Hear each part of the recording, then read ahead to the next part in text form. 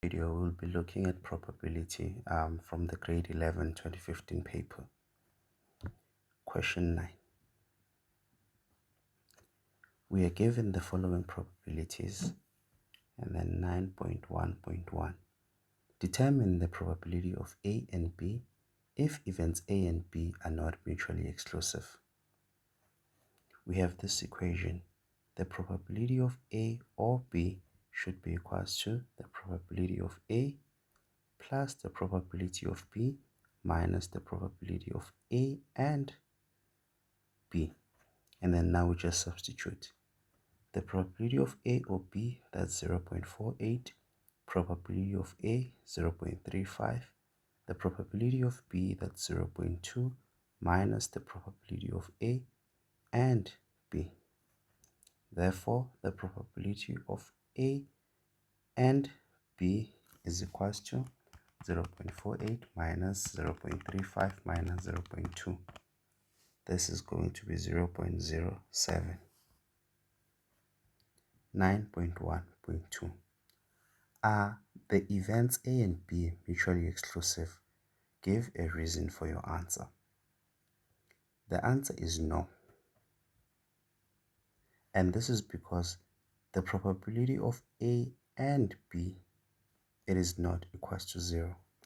Where the probability of A and B equals to 0, then the events would be mutually exclusive. 9.1.3. Are events A and B independent? In order for events to be independent, the probability of A and B should be equals to the probability of A multiplied by the probability of B. The probability of A and B is equals to 0.07.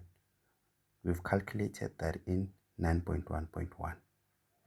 Now we just have to find the probability of A multiplied by the probability of B.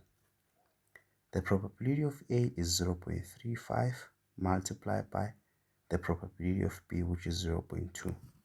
0.35 multiplied by 0.2, this is 0.07.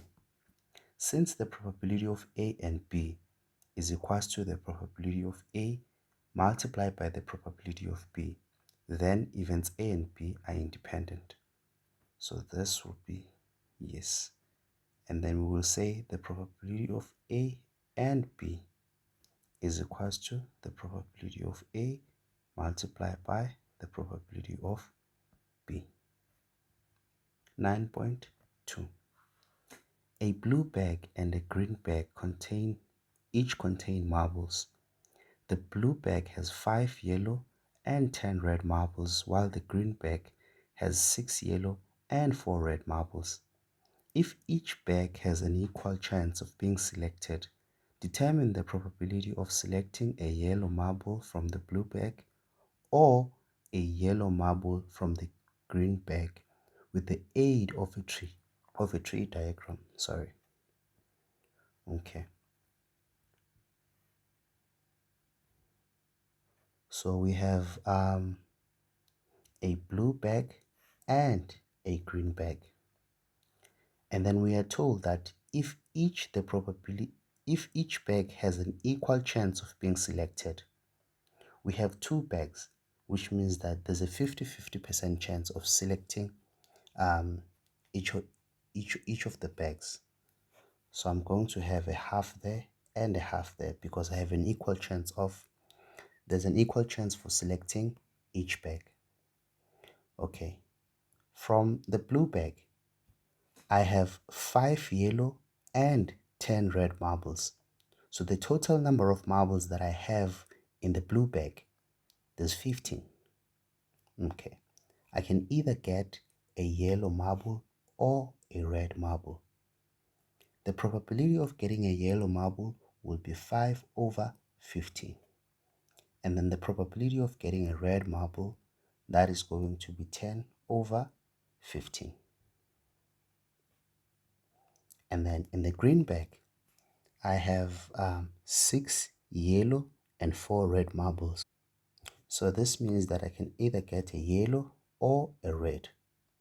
The probability of getting a yellow marble, that is going to be 6 over 10. And then the probability of getting a red marble, that is going to be 4 over 10. In the blue bag, this is what I'm going to have. In the blue bag, I can get a yellow, or in the blue bag, I can get a red. And then in the green bag, I can get a yellow, or in the green bag, I can get what? A red marble. Okay. When I go in this direction, I multiply. And then when I go downwards, we add. Okay. So here they are saying that determine the probability of selecting a yellow marble from the blue bag. Okay. I can either get, okay, let's just do this. The probability of getting a yellow marble from the blue bag, and then I get yellow, plus a yellow marble from the green bag. The probability of getting a yellow from the green bag.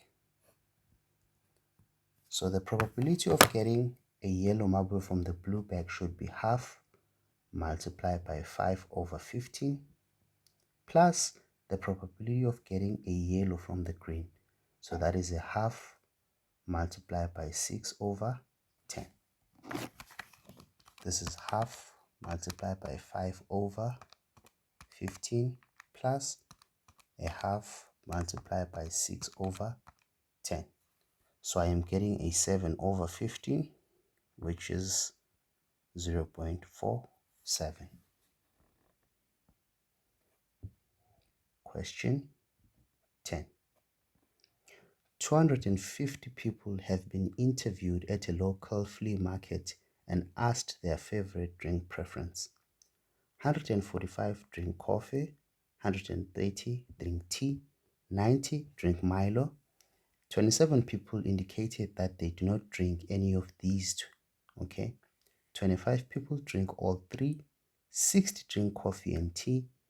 35 drink Milo and tea.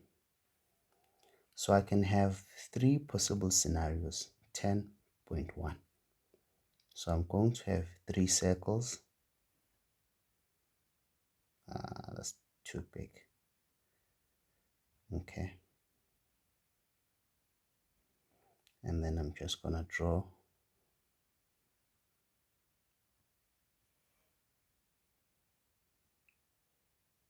Okay. So I have 250 people, the total, that is the sample space. And then I have people that drink coffee, and those are 145. And then I have people that drink tea, which is 130. People that drink Milo, that's a 90. Okay. So the best place to start would be the center, the intersection of all three circles. They told me that 25 people drink all three. I'm going to write a 25 there. And then they said that 25 people indicated that they do not drink any of these. So the 27 people, they do not form part of any of the circles. So I should write them outside. So that will have a 27 there. Okay. So they said 60 drink coffee and tea. The intersection of coffee and tea is that whole thing. I already have 25. So I want to get to 60. So I'm going to say 60 minus 25. So that is going to be a 35. So that when I add 35 and 25, I get that 60. So this whole thing should be equals to 60. For this is going to represent the people that drink coffee and tea. And then 35 people drink Milo and tea. Milo and tea. So that's the intersection of the tea and the Milo. I already have 25, so I need 10 more. so that the total becomes what? 35. Okay. Let X be the number of people that drink coffee and Milo, but not tea. So these, they drink coffee and Milo, but not tea. So it is only that. It does not include the 25 because they said they only drink what? Coffee and Milo. So it's only just this point. Okay. And then for coffee, I need to have a total of 145. So what I'm going to do, I'm going to say 145 minus 35 minus 25. I'm getting 85. So this should be 85 minus X. And then for T, I need to have 130. So I'm going to say 130 minus 35 minus 25 minus 10. So this is a 60. And then for the Milo, that's going to be 90 minus 35. I am getting a 55 minus the X. They said that I should draw a Venn diagram representing this information and show that the value of X is equals to 47. So what I'm going to do, I'm going to add everything that's in my Venn diagram and equate it to the sample space. This is going to be 85 minus X plus 35 plus 60 plus X plus 25 plus 10 plus 55 minus X. We shouldn't forget about that 27 because they form part of the total number of people, plus 27, which is equals to 250. Then I'm just going to cancel that and that. 85 plus 35 plus 60 plus 25 plus 10 plus 55 plus 27. I am getting 297 minus X is equals to 250 minus 297.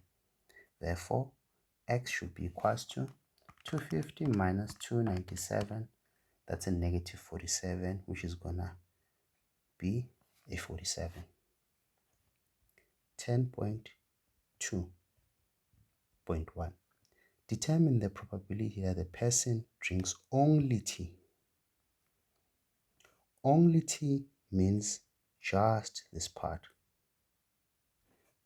because it shouldn't include the other people. I just want the people that drink the tea only.